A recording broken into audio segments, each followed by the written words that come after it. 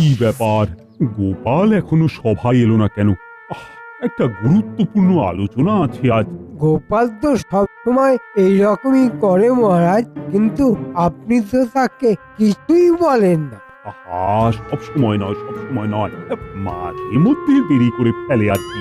মাঝে মধ্যে?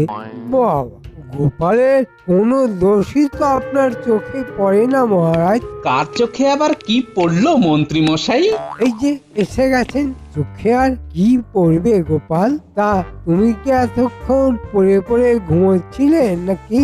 এত দেরি হয় কেন সবাই আসতে?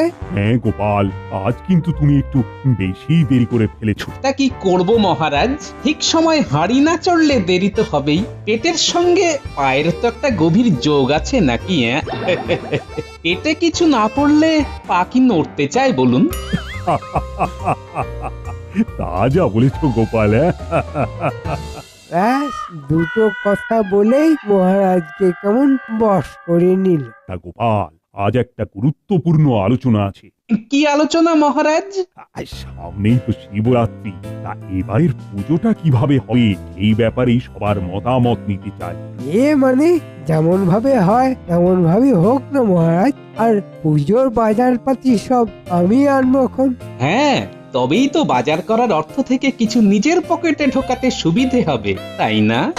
এই এই সাবধানে কথা বলো কিন্তু গোপাল, খুব বাড়াবাড়ি হয়ে যাচ্ছে কিন্তু। শুনেছিলাম সত্যি কথা খুব গায়ে লাগে, আজ আপনাকে দেখে তার চাক্ষুষ প্রমাণ পেলাম।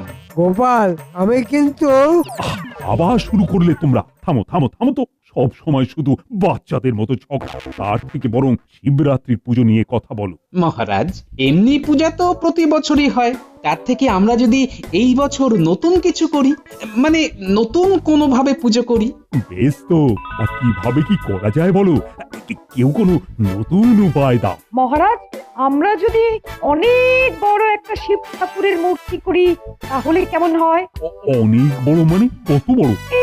এই ধরুন, এক নারকেল গাছ লম্বা, বেশ এক নতুনত্ব ব্যাপার হবে।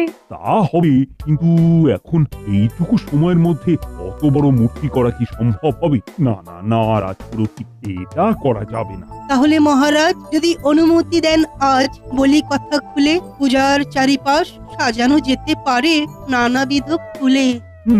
সে তো প্রতি বছরই ফুল দিয়ে সাজানো হয়, তা এটা আবার নতুন কি